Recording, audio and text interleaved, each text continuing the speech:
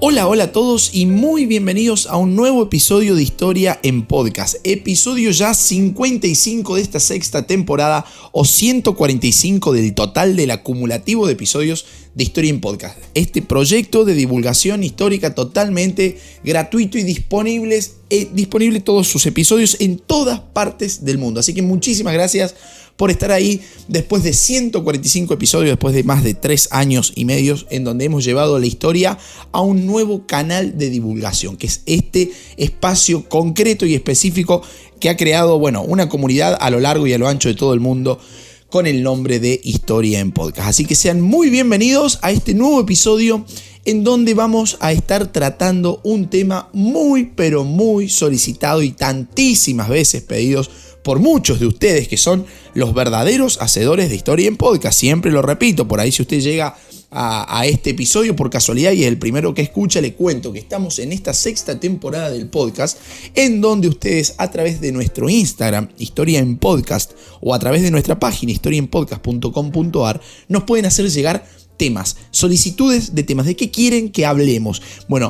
Dentro de esas solicitudes de temas nosotros realizamos aquí, hacemos una tablita, una estadística, y hoy ha tocado el turno de este tema más que solicitado por muchos de ustedes, como les decía, que es el tema relacionado a la vida de Juana de Arco. Y vaya si ha sido un tema que ha despertado interés a lo largo de toda la historia, ¿no? ¿Quién no ha escuchado hablar alguna vez de Juana de Arco? Y debo confesar que es un tema que en lo particular también me gusta mucho. Recuerdo mi infancia en el campo, entre libros de páginas amarillentas de tiempo, ahí en esa biblioteca, una biblioteca muy casera de mi viejo. Recuerdo haber encontrado libros y enciclopedias que hablaban de Juana de Arco. Me deslumbraba esa historia, la historia de una simple mujer, de una simple campesina que en plena Edad Media había llegado a engañar a todos, a llevar a su rey a la coronación e incluso luchar y guiar al ejército francés en eventos claves de la Guerra de los 100 años. En fin, producto de todo eso, tenemos aquí este episodio en el que vamos a desarrollar la vida y la obra de Juana de Arco, también conocida como la doncella de Orleans o incluso entre los católicos como Santa Juana de Arco, porque llegó a ese estatus en el año 1920, como veremos a medida vayamos avanzando en este episodio. Así que prepárense nomás porque largamos con la vida y obra de Juana de Arco. Y para alargar nomás, qué mejor que hacerlo, como siempre digo, por el comienzo, ¿no? Y para eso podemos responder a la pregunta más sencilla de todas. ¿Quién fue Juana de Arco? Y en este sentido, podemos decir que Juana de Arco fue una campesina cristiana de la Edad Media, ¿sí? Nacida en la aldea de Domremy en el noreste de Francia. Y acá nomás surge un misterio en la vida de la protagonista de este episodio, ¿no? Porque hay que establecer la fecha de nacimiento de Juana de Arco y eso es medio como un misterio. Resulta que a ciencia cierta se ignora la fecha exacta del día de su nacimiento, ¿no? El problema es que para inicios del siglo XV, en esa región de Francia, era difícil que un campesino anotase el nacimiento de una hija. De hecho, en muchos de esos lugares no existía un registro de nacimientos y de bautismos de campesinos, como en este caso eran los que se encontraban en esta historia en la localidad de Domremy. Pero hay un dato que nos permite aventurar una posible fecha de nacimiento de Juana de Arco, más vale un año de nacimiento, no una fecha exacta, pero al menos un año, que presumiblemente podría haber sido el año 1412. ¿Por qué digo esto? ¿En qué me baso y en qué se basan los biógrafos de Juana de Arco para decir que 1412 puede haber sido el año de su nacimiento? Bueno, resulta que el 21 de febrero de 1431, en la primera sesión del interrogatorio al que fue sometida por un tribunal eclesiástico, Juana de Arco afirmó tener, escuchen esto, alrededor de 19 años. O sea, ella misma no sabía su edad, tenía alrededor de 19 años. Y si decimos que ese juicio fue en 1431 y que tenía alrededor de 19 años, probablemente Juana de Arco haya nacido en el año 1412, digamos, ¿no? Aproximadamente. Esto es un dato que no se tiene confirmado todavía hoy a ciencia cierta. Y otro dato curioso sobre su nacimiento es que el lugar en el que nació Juana de Arco cambió su nombre gracias, o mejor dicho, en honor, digamos, no gracias, sino en honor a la propia Juana de Arco. Escucharon bien, la aldea de Domremy, lugar de nacimiento de Juana de Arco, cambió su nombre en el año 1578, pasando a denominarse Doge-Mille-la-Pucelle, que incluso es el nombre actual de esta comuna, en homenaje a quien fuera, digamos, su hija pródiga, su hija más ilustre, podemos decir, ¿no? Ahora, ¿por qué ese nombre? Porque la propia Juana de Arco se refería a sí misma, y de hecho así fue conocida en sus días, como la Pucelle, es decir, la doncella. De ahí viene este apodo, que le decía recién, de la doncella de Orleans. Ya tenemos que ver, ya vamos a conocer el porqué de Orleans, digamos, ¿no? Pero esta niñita, esta adolescente, se hacía llamar a sí mismo como la doncella. Y esta Juana de Arco, a quien conocemos con ese nombre, en realidad firmaba las cartas que dictaba, porque ella era analfabeta, digamos, como la mayoría de los campesinos de esa época. Ella dictaba las cartas y las firmaba con el nombre de Jeanne. Incluso muchos en su pueblo natal la conocían como Janet, algo así como en español sería Juanita, digamos, ¿no? Una cosa así, un diminutivo, si se quiere. Ahora, vamos un poco a su familia para poder entender después, digamos, lo que fue su vida posterior. Juana de Arco era hija de un agricultor, ¿sí? Un agricultor llamado Jacques d'Arc, D-A-R-C, d'Arc, y de Isabel Romé.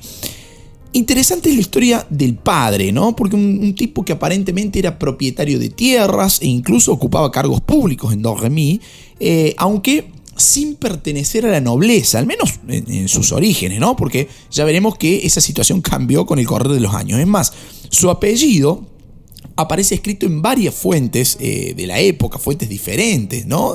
Y también de diferentes formas. Sí, aparece como Jacques d'Arc o d'Arc, o sea, D''ARC, d'Arc. Y ese último es el que heredó Juana de Arco, ¿no? Jeanne d'Arc, o sea, Juana de Arco, la persona que nos reúne hoy aquí en este episodio. Y fue gracias a esa posición social de su padre en la aldea de Domremy que la familia de Juana de Arco aparentemente no pasaba penurias económicas. A ver, era un campesino que había logrado posicionarse y tener algunas tierras en propiedad, digamos, ocupar algún cargo público sin ser un noble de la época, lo cual restaba un par de escalones, un par de peldaños de la pirámide social, ¿no? Pero bueno, producto de esa situación, la familia de Juana de Arco no pasaba penurias económicas, sino que eran campesinos con cierto nivel de acomodamiento socioeconómico, digamos. Digo, a ver, su familia, haciendo referencia sobre todo a su padre, su madre, ella y sus 4 hermanos, ¿sí? Porque Juana de Arco tenía 4 hermanos, 3 mayores, ¿sí? Y una hermana menor que actualmente está en cuestión. No se sabe si fue, no fue, era, no era, existió o no existió esa hermana menor. Pero que bueno, hay cierto consenso en que tuvo una hermana menor, pero dudoso, digamos, entre signos de pregunta. Bueno, esa familia tenía un pasar socioeconómico bastante tranquilo, digamos, acomodado. Al menos llegaba a fin de mes, digamos, no había preocupaciones a fin de mes. Bien, ahora, ¿cómo fue que esa hija de campesinos de una aldea pequeñísima del noreste de Francia pasó a convertirse en, podemos decir, en el hito femenino del siglo XV, y a partir de ahí Juana de Arco va a aparecer en numerosos libros de historia, incluso va a ser recordada en toda Francia con el título de heroína nacional, ¿no? Una especie de mártir cristiana o como el ejemplo número 1 de la emancipación de la mujer frente a esos cánones de la época, digamos, ¿no? Incluso hay muchas lecturas actuales, posmodernas y progresistas sobre la vida de Juana de Arco. Bueno, ¿cómo fue que llegó a ser todo eso? Bueno, para eso tenemos que contextualizar el mundo francés de esos años. Y para poder hacerlo, tenemos que retrotraernos, ¿sí?, a la famosa Guerra de los 100 años. Que, aclaro, por las dudas, no voy a desarrollar Guerra de los 100 años acá, que también es un tema muy pedido, simplemente un breve resumen para que entiendan qué rol jugó ahí adentro Juana de Arco, ¿no? En esta Guerra de los 100 años, que en realidad, calculo ya que todos saben, no duró 100 años, sino que se extendió por el lapso de 116 años, y uno dice, wow, 116 años en guerra. No, los episodios de la guerra tuvieron lugar de manera, ¿cómo podemos decir?, intermitente, ¿sí? Durante todo ese periodo, no fueron 116 años continuos de estado de guerra. Bueno, más allá de ese dato color, esa guerra de los 100 años, que no duró 100 años, va a ser un conflicto que enfrentó a Inglaterra contra Francia. Ahora, ¿por qué ingleses contra franceses? ¿Qué pasaba ahí para desarrollar, ¿no?, lo que fue uno de los conflictos más extensos de la historia moderna, ¿no?, de la historia, medieval moderna, pero digo, referencia a los últimos siglos? Les explico muy rápidamente. Insisto en que es un breve resumito que hablé, ¿no? Resulta que la rivalidad entre Francia e Inglaterra provenía de al menos el año 1066, cuando Guillermo el Conquistador, que era un duque de Normandía, esto lo hablamos en el episodio de los vikingos, sí, episodio número 91 creo que es del podcast, pueden escucharlo porque ahí está muy vinculado toda esta historia, ¿no? Bueno, este Guillermo el Conquistador, duque de Normandía, sabemos que Normandía es una región del norte de Francia, que el rey francés en su momento se le había dado en posesión a los vikingos, ¿no? Bueno, este Guillermo conquistó el trono inglés tras resultar vencedor en una batalla, digamos, ¿no?, una batalla conocida como la batalla de Hastings. De ahí en adelante, los duques de Normandía, los duques normandos, que eran vasallos del rey de Francia, ¿sí?, eran vasallos del rey de Francia, pasaron a tener mayor poder que el propio rey de Francia, especialmente cuando Enrique, el duque de Normandía, Enrique Plantagenet, se convirtió en rey de Inglaterra. ¿Qué pasa? Enrique Plantagenet era duque de Normandía desde el año 1150 y 4 años más tarde, en el año 1154, se convirtió en rey de Inglaterra. O sea, el duque de Normandía, vasallo del rey de Francia, se convirtió en rey de Inglaterra. De ese modo, el nuevo rey de Inglaterra, que era este Enrique, era señor de gran parte del territorio francés. Esto obviamente va a provocar conflictos, ¿no?, conflictos de intereses políticos y geográficos entre ambas coronas, ¿no? Bueno, la Guerra de los 100 años va a estallar en un momento en el que el rey de Francia había recuperado la autoridad sobre la mayor parte del territorio y confiscó en el año 1337 el ducado de Guyana, que conservaban los ingleses. A esa situación se le sumó un conflicto sucesorio, podemos decir, ¿no? Porque va a morir el rey Carlos IV de Francia, muere sin herederos en el año 1328, y ese trono va a ser reclamado tanto por el conde Felipe de Valois, sobrino de Felipe IV de Francia, como también el rey Eduardo III de Inglaterra, ¿sí?, hijo de Isabel, que era la hermana de Carlos IV, el recientemente fallecido rey de Francia. Bueno, en la época en la que vivió Juana de Arco, los ingleses venían venciendo en esta Guerra de los 100 años en batallas como la de Agincourt en el año 1415, se habían aliado con los borgoñones. Y acá hay un dato interesante, porque estos borgoñones los vamos a nombrar muchas veces. ¿Quiénes son los borgoñones? Los borgoñones son un grupo de franceses que defendían el derecho al trono francés reclamado por el rey de Inglaterra, que en esos momentos era Enrique VI. Desde 1422 era Enrique VI. Imagínense, durante 100 años la cantidad de reyes que pasaron por uno y otro lugar eran interesante cantidad, digamos, ¿no? Bueno, estos borgoñones defendían el interés del rey inglés a ocupar el trono francés. Entonces, ingleses y borgoñones dominaban toda la zona del sudoeste y del norte de Francia, incluida la propia París, ¿no? Y ahí es donde aparece el heredero al trono de Francia por derecho de primogenitura, digamos, ¿no?, de ser el primogénito, el primer hijo varón, que era el delfín Carlos. El delfín Carlos controlaba la mayor parte del centro y del sur de Francia con el apoyo de los Armagnacs.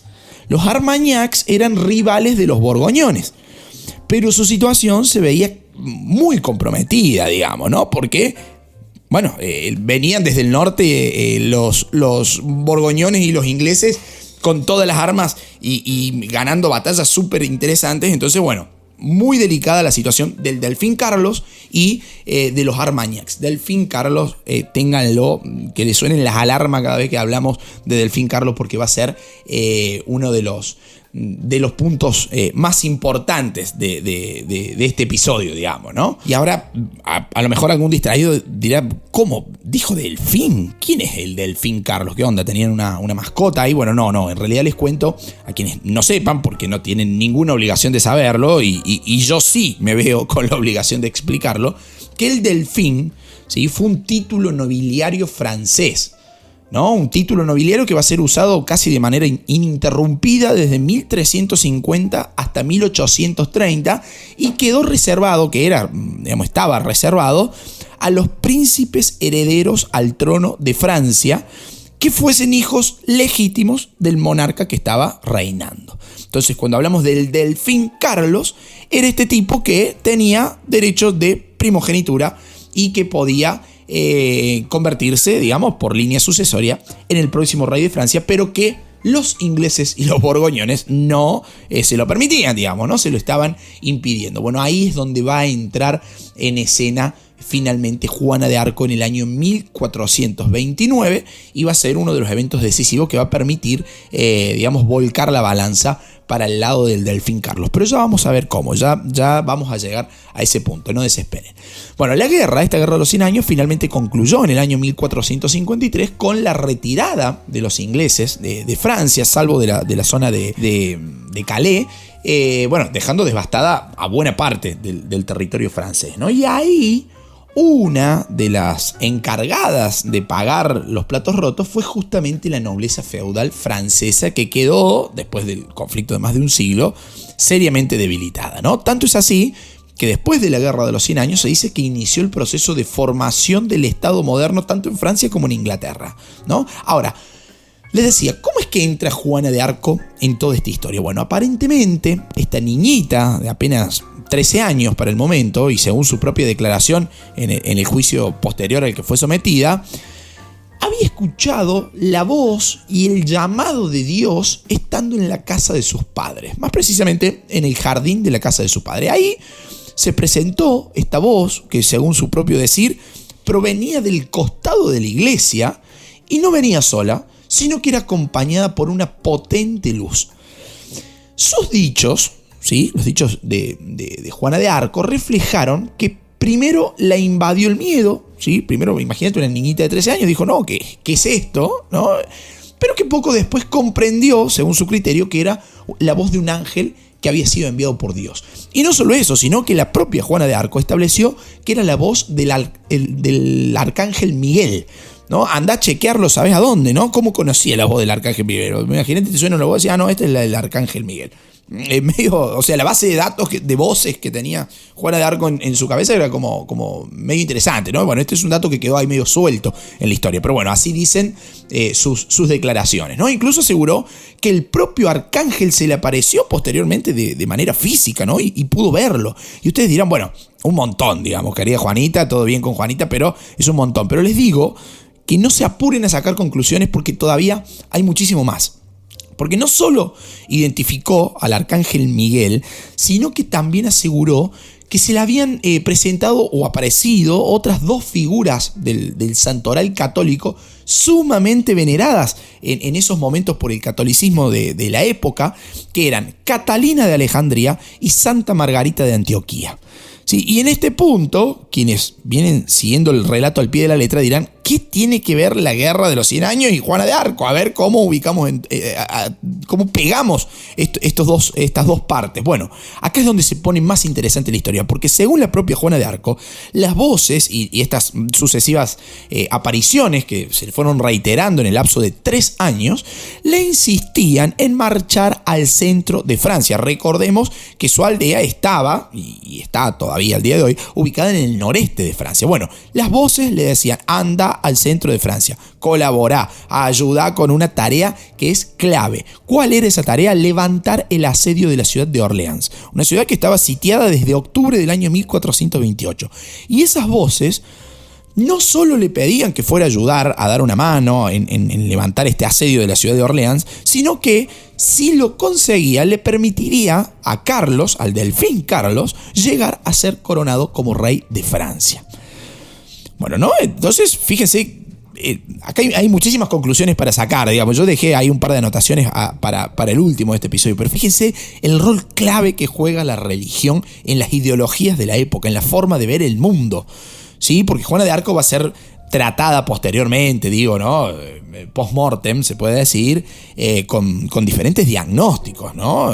Incluso hasta con esquizofrenia. Así, bueno, todo se vinculaba a la religión, que era Dios, el arcángel, las santas y no sé cuántas cosas que estaba pasando. Fíjense el peso específico de la religión católica en esos momentos, ¿no? Que terminaban, dándole forma a una historia que, para creyentes sucedía de esta forma y que para aquellos que son más escépticos van a decir, en realidad había otras complicaciones, digamos, ¿no? En la cabecita de esta niña de 13 años que escuchaba estas voces. Pero conclusiones las sacarán ustedes cada uno por su cuenta y les pido por favor que esperen terminar el episodio porque pasan cosas realmente muy interesantes. Bueno, como les decía entonces, las voces les decían, anda, levantá el asedio de Orleans, y si levantás el asedio de Orleans va a ser un gran paso para que el delfín Carlos, que se encontraba en esta situación de derecho al trono francés, pudiera finalmente ser coronado, ¿no? Y las voces y las apariciones que vivenció Juana de Arco, según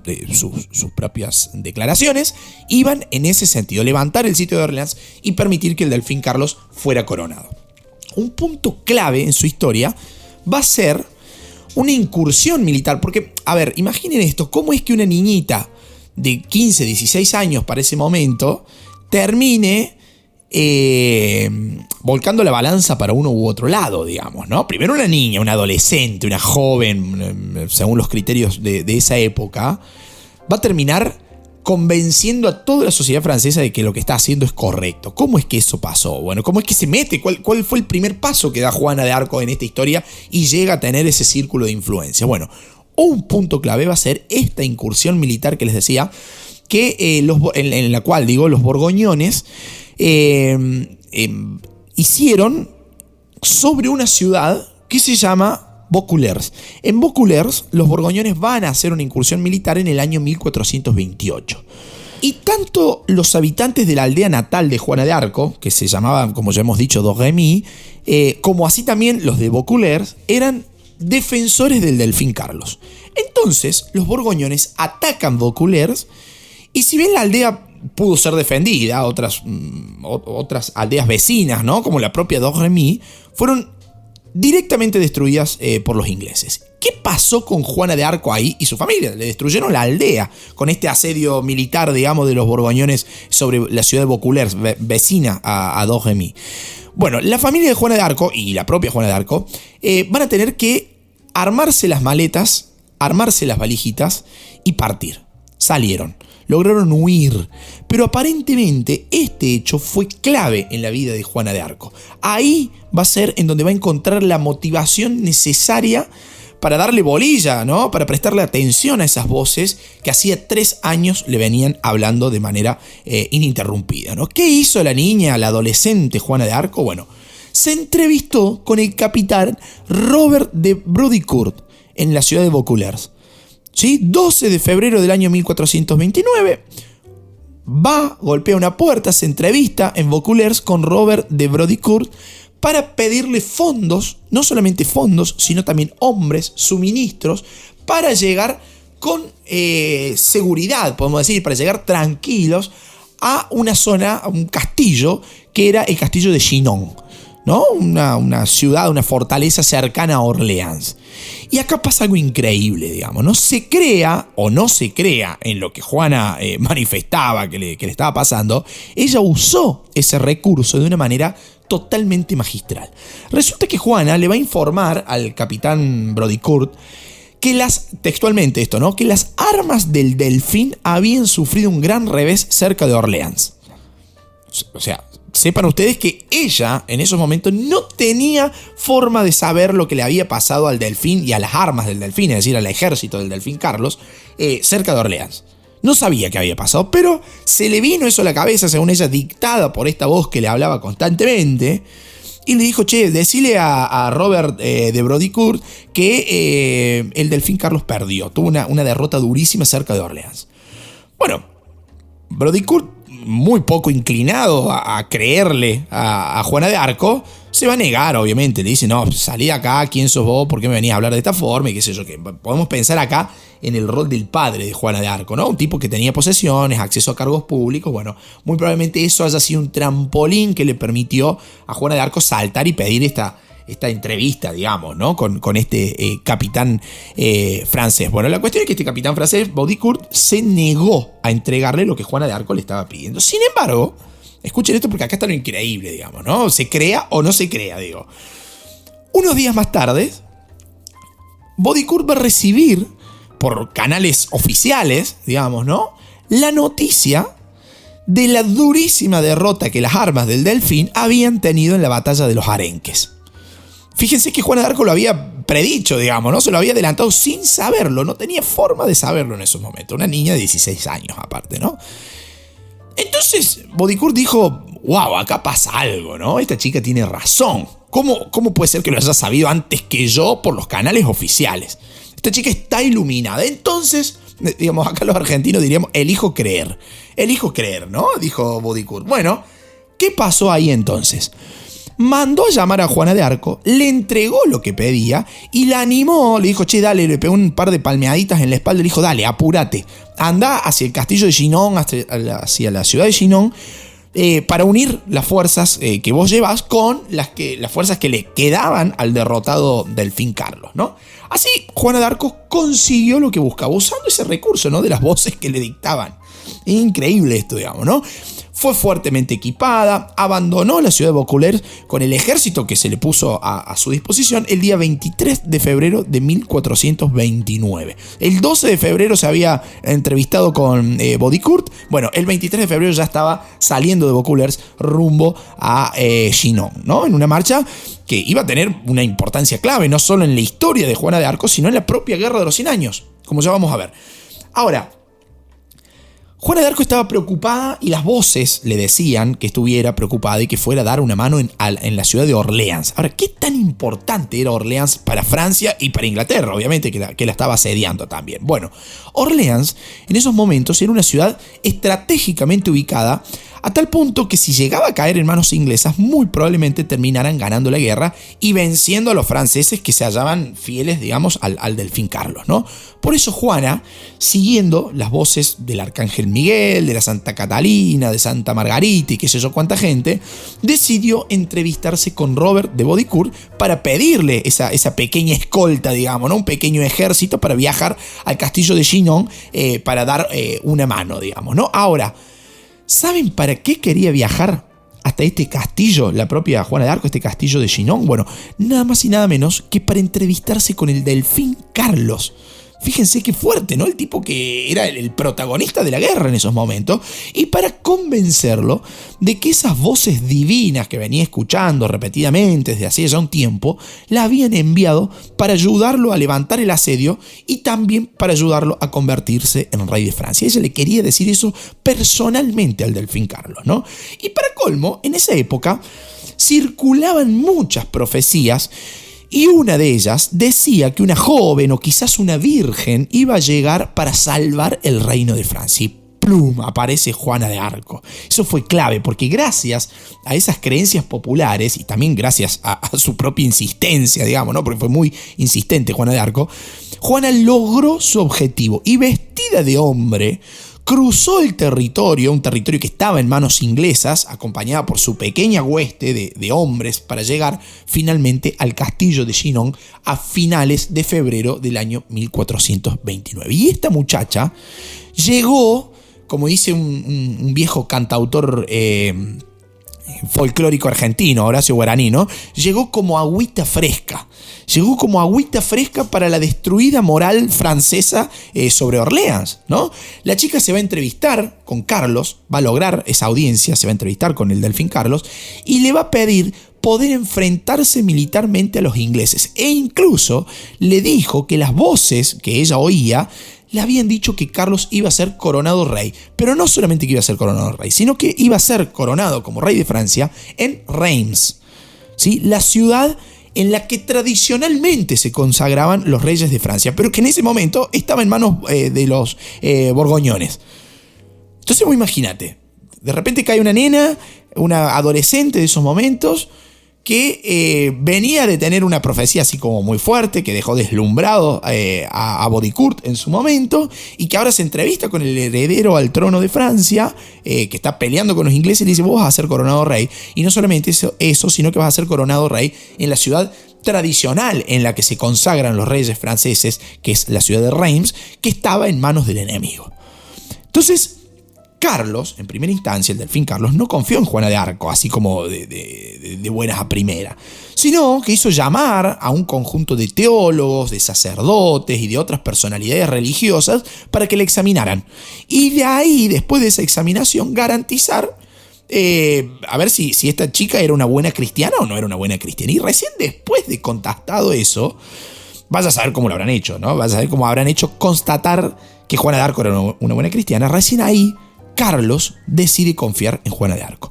Y Juana de Arco cayó como una figura inspiradora, ¿no? Como una inyección de moral para los franceses, que hacía ya mucho tiempo que venían sufriendo el asedio, ¿no? En un punto clave que era esta ciudad de Orleans. Fue por eso que Carlos no dudó, una vez constatada su buena cristiandad, no dudó en ponerla al frente de un ejército y le dio la autoridad para portar armadura, espada y un estandarte.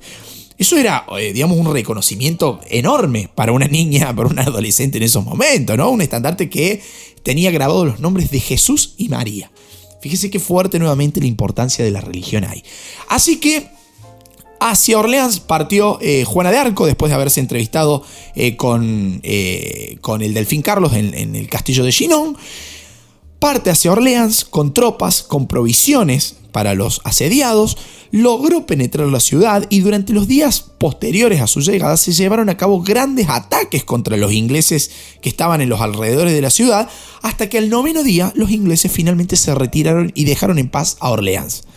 Ahora, ¿qué rol jugó Juana de Arco en ese levantamiento del asedio de Orleans y en la posterior retirada inglesa? Bueno, eso es motivo de análisis y de muchas discrepancias entre los historiadores hasta el día de hoy, ¿no? Algunos dicen que fue decisiva, tanto por su aporte con las tropas, luchando, digamos, a la par de las tropas francesas, de igual a igual, podemos decir, pero también por el efecto moral de su figura, ¿no? De esta salvadora casi mítica que les decía hace un ratito, digamos, ¿no? Esta imagen inspiradora que se esperaba, profética si se quiere, y el eco que eso significó en la moral de los defensores de Orleans. Pero asimismo, otros historiadores establecen que en realidad lo que sucedió, fue un cambio de táctica totalmente ajeno a lo que le correspondía hacer a Juana de Arco, ¿no? Y que ella no tuvo nada que ver, pero que por encontrarse en el momento justo, en el lugar indicado, se terminó llevando todas las flores, ¿no? Se dice que participó en ataques contra las posiciones inglesas, se la vio enarbolando su estandarte, incluso llegó a ser herida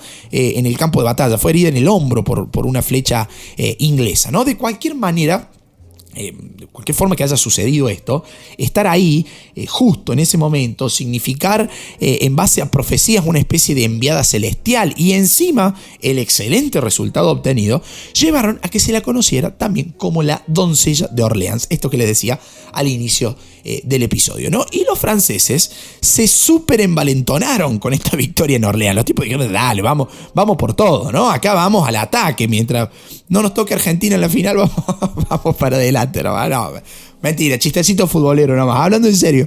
Con la moral por el cielo, las tropas francesas, ahora ya al mando del delfín Carlos, pasaron a la ofensiva. Dejaron de estar ahí esperando los ataques ingleses sumamente defensivos y pasan a la ofensiva. Y ahí sí, Juana de Arco participó súper activamente de la campaña. Es más, algunos historiadores dicen que la iniciativa de pasar a la ofensiva fue de ella misma, que estaba convencida de que había que coronar al rey en la ciudad de Reims. Así pasamos a una nueva etapa, digamos, ¿no? La etapa de la campaña del Loira, campaña que inició en junio del año 1429 y que consistió en la conquista sucesiva de 3 ciudades del valle del río Loira, por eso se la conoce como la campaña del Loira, que fueron Jargeau, Meung y Beaugency. Ciudades que eran importantísimas porque estaban ubicadas justo, estamos hablando de un río, ¿no? Bueno, estas ciudades estaban ubicadas junto a puentes súper estratégicos y que estaban controladas por los ingleses. Y como si fuera poco, después también las tropas francesas van a vencer en una batalla que fue la batalla de Patay, y en todo ese proceso, Juana de Arco estuvo al frente de algunas de esas tropas que junto al duque Juan II de Alençon, ¿sí? Al cual ella misma se refería como el duque gentil, pudieron ir venciendo poco a poco a los ingleses. Y esa seguidilla de triunfos militares le dio todavía más valor a los franceses, le recontra levantó la moral. Entonces dijeron, vamos para el norte nomás, hacia la zona en donde estaban los ingleses, en donde los ingleses eran más fuertes. Entonces, este plan, acá vale aclarar esto, ¿no? Este plan es directamente atribuido a Juana de Arco. Es decir, vamos al norte y derrotemos a los ingleses en su base operativa. Se dice que fue un plan directamente pergeniado por la propia Juana de Arco, porque ella estaba totalmente encaprichada en querer llegar a Reims, a la ciudad de Reims, para coronar al delfín Carlos, siguiendo el dictado de estas voces celestiales que recibía, ¿no? Y esto, sin lugar a dudas, era peligroso, porque avanzar hacia Reims, hacia el norte, era complicado, porque significaba movilizar tropas, movilizar recursos, y no solamente eso, sino que también aventurarse sobre territorio enemigo, controlado por los ingleses, por los borgoñones. Entonces, bueno, tarea difícil, ¿no? Una cuesta empinada, podemos decir. Sin embargo, Juanita estaba totalmente convencida de que era importantísimo coronar lo antes posible a Carlos en la catedral de Reims, que, como ya hemos dicho, era el lugar tradicional e histórico en donde se consagraban a los reyes de Francia para que su legitimidad tuviera la aceptación divina, digamos, ¿no? Eso era lo importante de la catedral de Reims. Y aunque parezca increíble, a medida que avanzaban las tropas del delfín Carlos, las poblaciones poco a poco se iban rindiendo.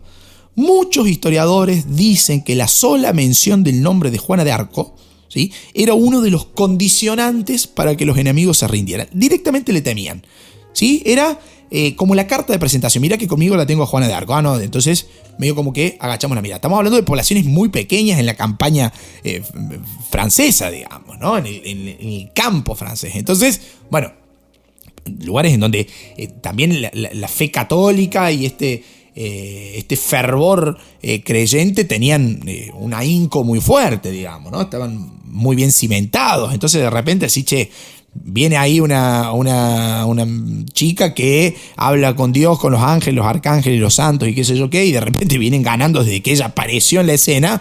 Yo por las dudas no me animo a pelear, digamos, ¿no? En una época en donde la creencia era la base del fundamento de la vida, digamos, ¿no? Entonces eso hay que tenerlo en cuenta para esta temerosidad que mostraban estas poblaciones que se iban rindiendo sucesivamente a medida avanzaban las tropas del delfín Carlos con Juana de Arco a la cabeza. Y así fue que estas tropas llegaron finalmente a Reims, a la ciudad de Reims, en donde los habitantes directamente abrieron las puertas de la ciudad para que el 17 de julio del año 1429 el delfín Carlos finalmente fuera coronado como rey de Francia bajo el nombre de Carlos VII.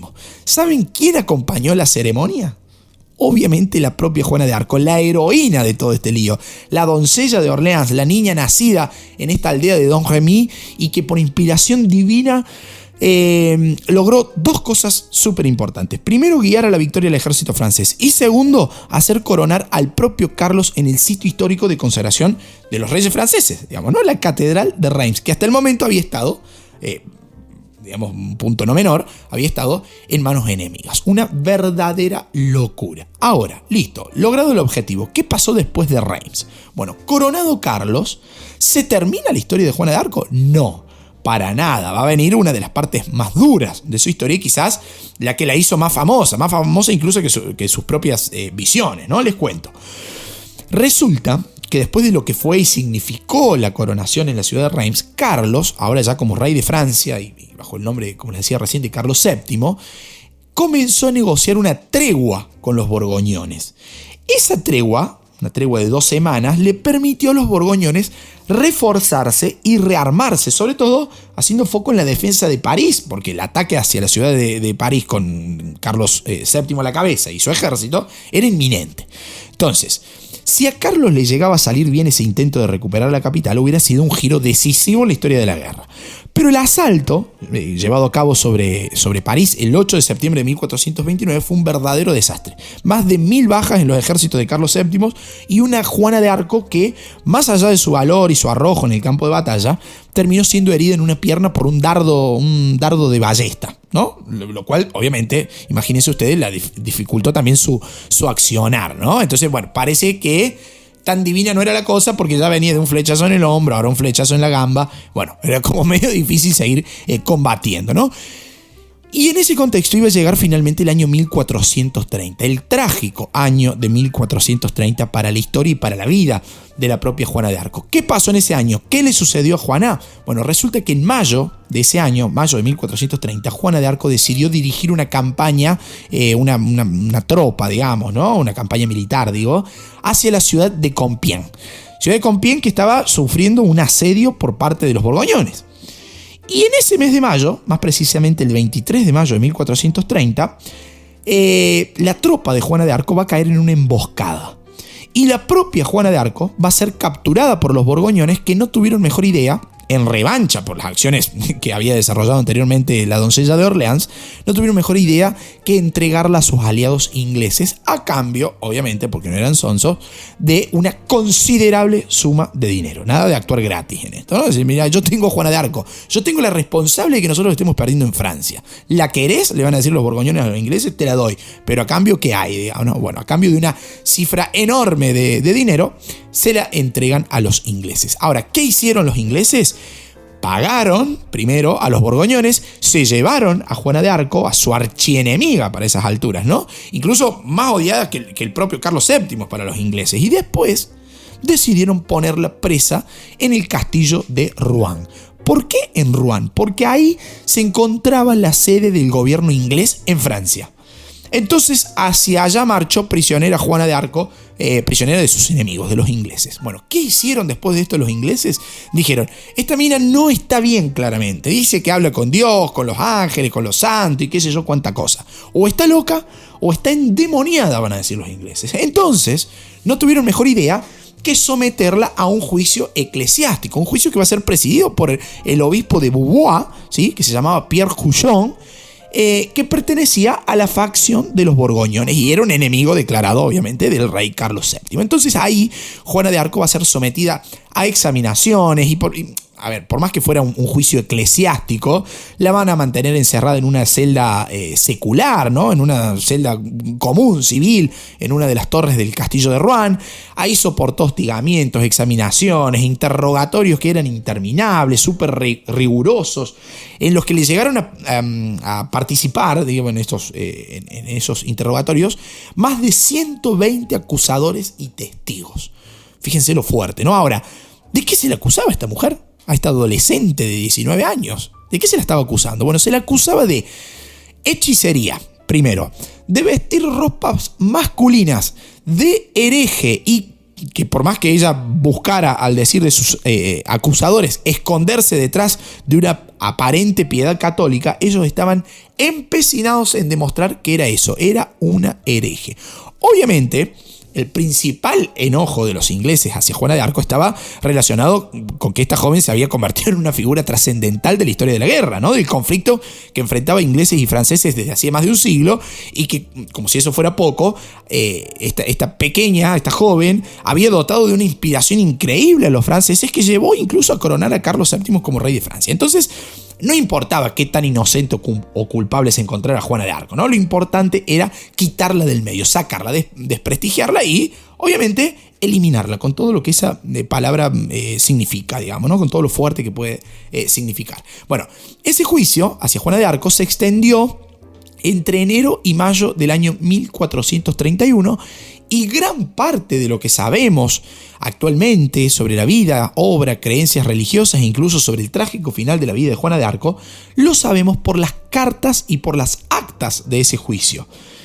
Lo cité al comienzo de este episodio cuando hablaba del año del nacimiento de Juana, ¿no? Que se logra inferir por lo que ella decía ahí, ¿no? Bueno, y si bien le insistían con que se retractara en lo que decía sobre las visiones, sobre las apariciones, sobre los mensajes celestiales, Juana se mantuvo firme respecto a los mensajes que decía haber recibido de Dios, tanto para expulsar a los ingleses como para ayudar a la coronación del delfín Carlos, ahora convertido en Carlos VII, ¿no?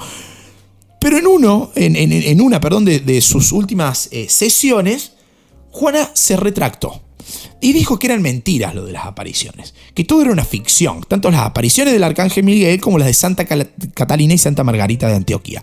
Pero pocos días después se retractó de su retractación, o sea, retiró su retractación con el argumento de que solo la había pronunciado por miedo al fuego, con el cual la amenazaban a matar, digamos, ¿no? Y a ser condenada a la hoguera. Entonces dijo, no, yo le tengo mucho miedo al fuego, miren, me retracté por miedo, pero es cierto lo que yo digo. Es más, incluso llegó a decir que Santa Margarita y Santa Catalina se habían comunicado con ella en esos días sumamente enojadas por su retractación, digamos, ¿no? Por estar faltando la verdad. Entonces dijo, no, mire, yo mentí por miedo al fuego, pero en realidad sí me hablan ellas. Es más, las propias santas se comunicaron conmigo y están súper enojadas, digamos, ¿no? Bueno, pero esos idas y vueltas en sus argumentos poco iban a hacer para ayudarla a escapar de su trágico destino, ¿no? Y finalmente fue hallada culpable de más de 70 cargos, incluidos los de inventar falsas revelaciones, falsas apariciones divinas,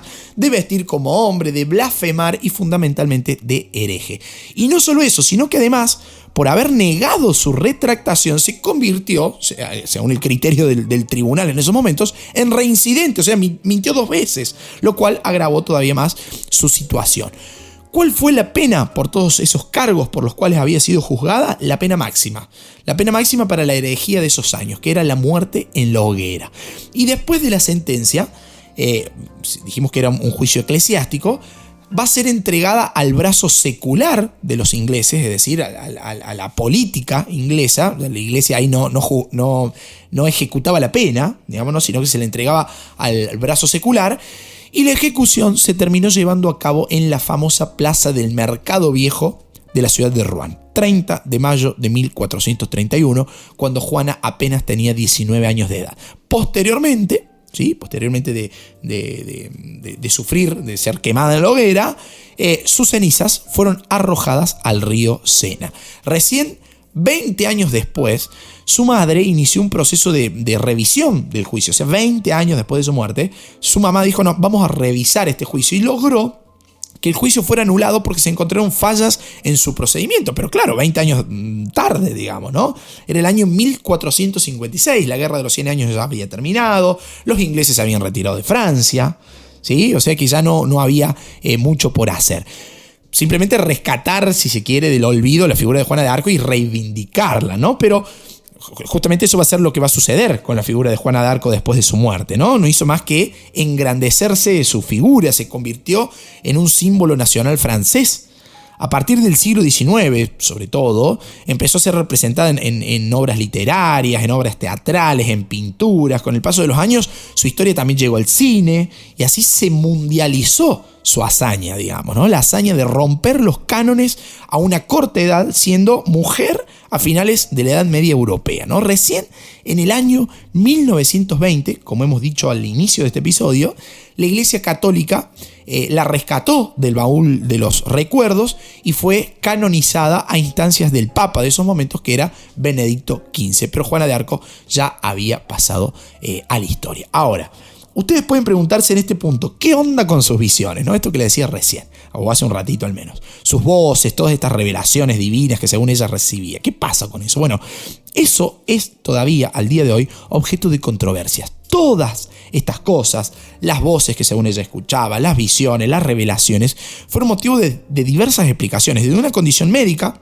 ¿sí?, como la esquizofrenia, que les decía recién, hasta la astucia para lograr convencer a un buen número de personas, ¿no? Lo cual no deja de ser un mérito también en esa época, ¿no? Una verdadera aventura, pasando también por la visión más creyente y más cristiana, que habla de una sincera creencia basada en la forma de interpretar el mundo, o, para algunos creyentes cristianos, la verdadera inspiración divina. Es decir, Juana de Arco realmente recibió esas voces, digamos, ¿no? ¿Y ustedes de qué lado se encuentran? ¿Qué piensan? ¿Qué fue lo que verdaderamente guió a Juana de Arco para convertirse en una de las mujeres más famosas de la Edad Media, ¿no? Tan famosa que el día de hoy sigue despertando. Yo lo vivo en carne propia como docente de nivel secundario aquí en Argentina, en la provincia de Córdoba.